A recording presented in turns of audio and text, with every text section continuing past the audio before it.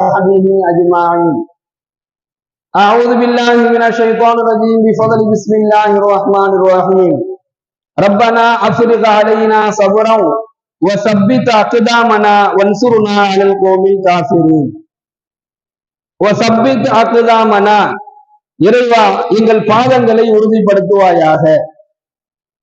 கண்ணியமிக்க அல்லாஹ்வின் நல்லடியார்களே, சகோதரர்களே, எல்லாம் வல்ல இறைவன் தன்னுடைய திருமறையிலே கூறி காட்டுகின்றான், அன்தஅதது வ தஆவனு அலல் பிர்ரி வத்தக்வா.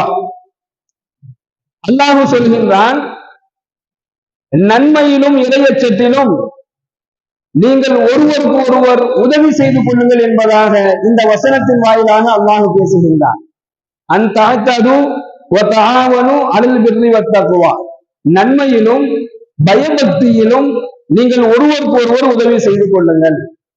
அப்ப நன்மையான காரியங்களில் நாம உறுதியாக இருப்பதும், நாம உறுதியாக இருப்பதன் மூலமாக மற்றவருக்கு உதவுவதையும் அல்லாஹ் விரும்புகின்றான். இது நல்ல காரியம். இந்த நன்மையான காரியத்தை நீங்க செஞ்சீங்க அப்படின்னு சொன்னா அல்லாஹ் உங்களுக்கு என்ன செய்வான்? உதவி செய்வான். இந்த நன்மையான காரியங்களை நீங்க செஞ்சீங்கன்னு சொன்னா அல்லாஹ்வினுடைய உதவி கிடைக்கும். இதன் மூலமாக பாவத்திலிருந்து என்ன செஞ்சிருவான்? அல்லாஹ் உங்களை பாதுகாத்து விடுவான் என்கின்ற நன்மையான காரியங்களை நாமளும் செய்யணும்.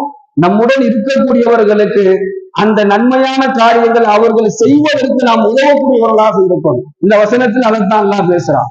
அப்போ நாம நன்மையான காரியங்களில் நம்முடைய உள்ளங்களையும் நம்முடைய பாதங்களையும் அல்லாஹ் உறுதியாக வைக்க வேண்டும்.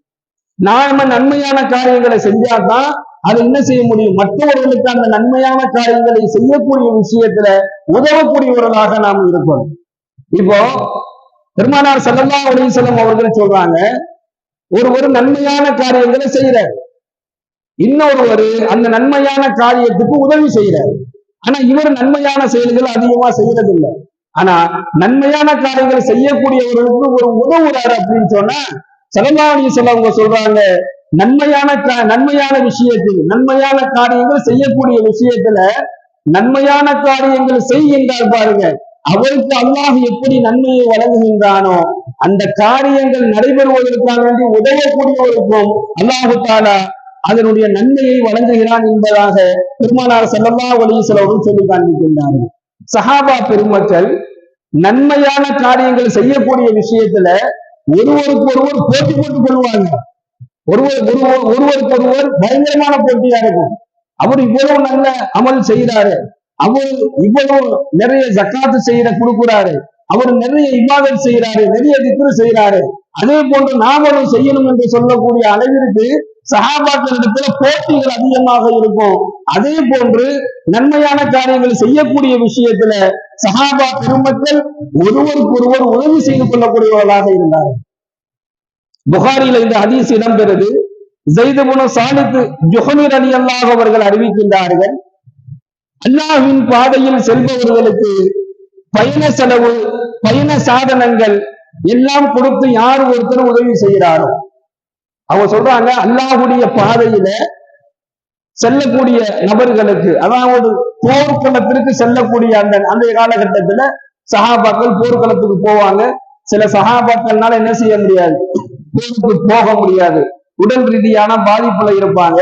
இப்ப இந்த மாதிரி நிலையில இருக்கும் பொழுது அவங்க என்ன செய்வாங்க அப்படின்னு சொன்னா, அந்த போருக்கு போகக்கூடிய அந்த சஹாபாக்களுக்கு அந்த பயணத்தினுடைய செலவுகளை ஏற்றுக்குவாங்க. இல்ல அப்படின்னு சொன்னா அந்த போருக்கு உண்டான சாதனங்கள், அவங்க கேடயம், வாள் ஏதாவது ஒண்ணு கொடுப்பாங்க, செருப்பு ஏதாச்சும் கொடுத்து உதவுவாங்க.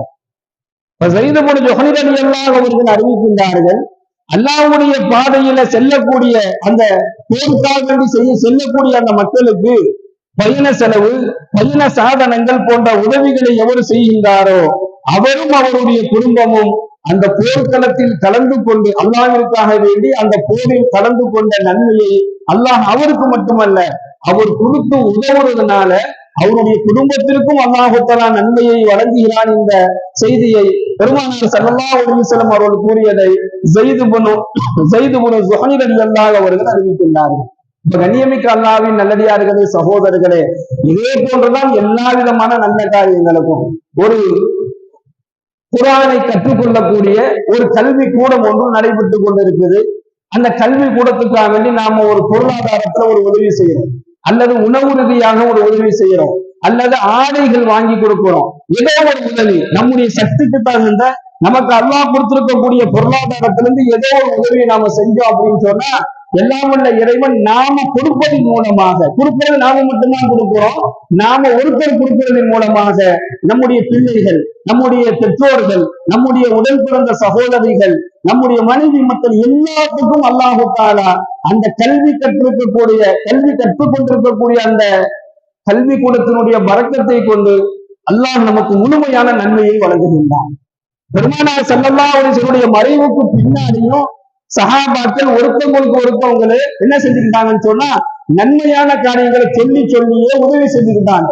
பெருமானாருடைய மறைவுக்கு பின்னாடி கூட நான் நபியோட கூட இருந்தேன், அவங்க இந்த செய்தி எனக்கு சொன்னாங்க, நன்மையான காரியங்களை இப்படி செய்ய சொன்னாங்க என்பதாக சஹாபாக்கள் ஒருவருக்கு ஒருவர் என்ன செஞ்சுக்குவாங்க, நன்மையான காரியங்களில் உதவி செய்யக்கூடியவர்களாக இருந்தார்கள். நாமளும் அப்படித்தான் இருக்கும்.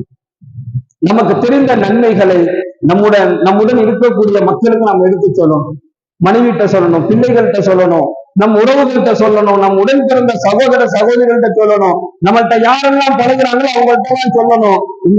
இந்த காரியத்தை நீங்க செஞ்சீங்கன்னா இதுல நன்மை இருக்குது என்கின்ற அடிப்படையில நன்மையான காரியங்களுக்கு உதவி செய்ய வேண்டும். அது அல்லாஹ் நம்ம இடத்திலிருந்து ரொம்ப அதிகமாக விரும்புகிறான். இரண்டாவது தக்குவா. அல்லாஹ் சொல்றான், இறையச்சத்தில் நீங்கள் ஒருவருக்கு ஒருவர் உதவி செய்து கொள்ளுங்கள்.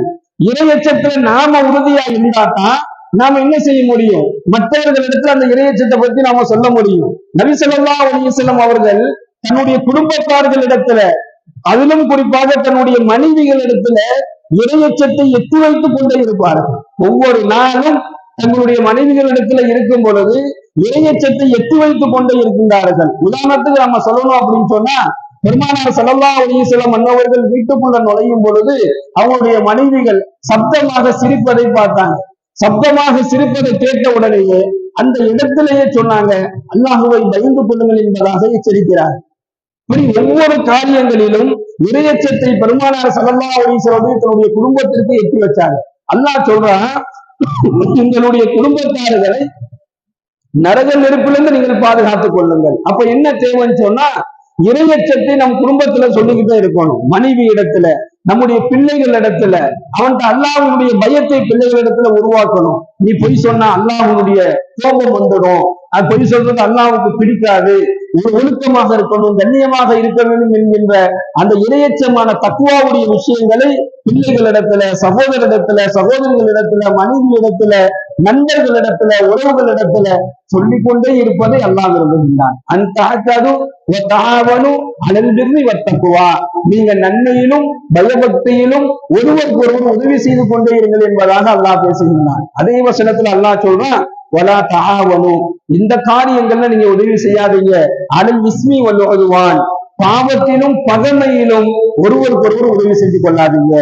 பாவம் எந்த நிலையிலையுமே ஒரு தீமையான ஒரு பாவமான காரியத்துக்கு நம்ம உதவிடக்கூடாது.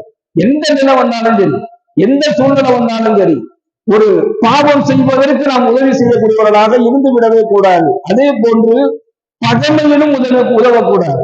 பகைமை கொண்டு வெறுப்பை உருவாக்கி கொண்டு அதன் மூலமாக ஒருத்தருக்கு நாமளும் அந்த நிலைக்கு போகக்கூடாது.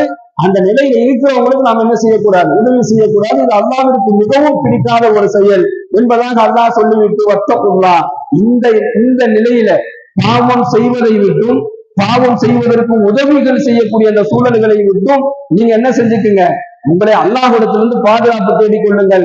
இந்த விஷயத்துல வத்தகுல்லா, நீங்க அல்லாஹ்வை பயந்துக்கங்க. இன்னல்லாஹ ஷதீதுல் இகாப், நிச்சயமாக அல்லாஹ் கடுமையாக தண்டிக்கக்கூடியவன் என்பதாக இந்த வசனத்தினுடைய முடிவிலே அல்லாஹ் பேசுகின்றான். இப்ப கண்ணியமிக்க சகோதரர்களே, நன்மையான காரியங்கள் செய்யக்கூடிய நிலையில அல்லாஹ் நம்முடைய பாதங்களையும் நம்முடைய உள்ளங்களையும் உறுதிப்படுத்துவானாக. நன்மையான விஷயங்களில் இறையச்சத்தினுடைய விஷயத்தில நாம் உறுதியாக இருக்கக்கூடிய அந்த நசீபை அல்லாஹ் நமக்கு வழங்குவானாக. பாவத்தும் செய்வதும் பாவமான காரியங்களுக்கு உதவி செய்வதை விட்டும், பகைமை கொள்வதை விட்டும், பகைமை கொண்டவர்களுக்கு உதவி செய்யக்கூடிய அந்த அல்லாஹ் இருக்கக்கூடிய அந்த செயல்களை விட்டும் அல்லாஹ் நம்மை தூரமாக்குவானாக. எல்லாம் வல்ல இறைவன் அல்லாஹ் எந்த செய்தியை, எந்த செயலை இந்த வசனத்தின் மூலமாக நமக்கு சொல்லுகின்றானோ அந்த செயல்களில் நம்முடைய உள்ளங்களையும் நம்முடைய பாதங்களையும் உறுதிப்படுத்தி வைப்பானாக. வாஹித் தஅவானா அல்ஹம்துலில்லாஹி ரப்பில் ஆலமீன். அஸ்ஸலாமு அலைக்கும் வரஹ்மத்துல்லாஹி வபரகாத்துஹு. சுப்ஹானல்லாஹி பிஹம்திஹி சுப்ஹானக்கல்லாஹும்ம வபிஹம்திக வனஷ்ஹது அல்லா இலாஹா இல்லா அன்த வனஸ்தக்ஃபிருக வனதூபு இலைக். சுப்ஹான ரப்பிக ரப்பில் இஸ்ஸத்தி அம்மா யசிஃபூன் வஸலாமுன் அலல் முர்ஸலீன் வல்ஹம்துலில்லாஹி ரப்பில் ஆலமீன். ஸல்லல்லாஹு அலா முஹம்மது ஸல்லல்லாஹு அலைஹி வஸல்லம். ஸல்லல்லாஹு